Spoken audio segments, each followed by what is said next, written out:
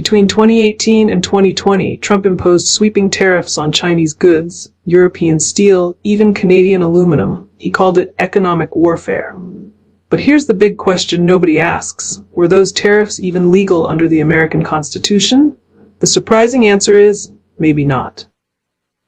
Before we move forward, please like, share, and subscribe Strategic Vanguard and be up to date with the latest news and happenings from the world of defense, strategic, and international affairs. Tune into our video channels in YouTube and Rumble. And if you want to hear the audio version, tune into our Strategic Vanguard channels in Spotify and Amazon Music. The U.S. Constitution is very clear on this. Article 1, Section 8 gives Congress, and only Congress, the power to impose tariffs, duties, and taxes.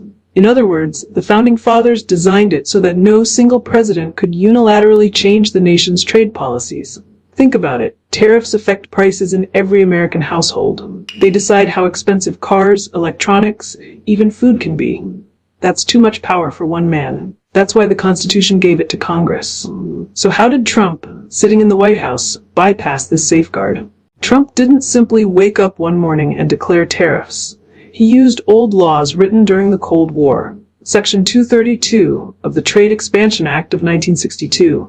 This law allows a president to impose tariffs if imports are deemed a threat to national security. Section 301 of the Trade Act of 1974. This allows tariffs against countries that engage in unfair trade practices. Trump's legal team used these two sections as a gateway. By framing China's trade policies as a national security risk, Trump argued that he had constitutional authority to act, even without Congress. This was clever politics, but constitutionally, it was shaky. Of course, companies that were hit by these tariffs didn't sit quietly. U.S. importers filed lawsuits. They argued, only Congress can impose tariffs. The president has no such power.